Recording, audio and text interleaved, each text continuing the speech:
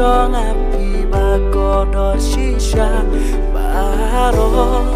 kipola lepi don ringkat bada hapling kirim penkyang yang ikiwan ka ulat pas kam jongi bangiram kendya abang apa ya pingam jungya abang akran ya pipim jusad lah bilong kabriu bas ngaurit mensim longkat balong tang bat pi ngahun ka mensim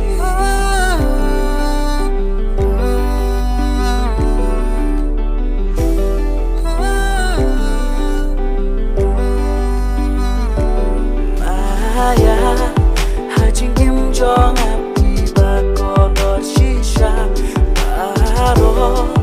kipola lepi don ringkat bada hapling kirim penkyang yang ikiwan ka ular pas kam jongi bangiram kendya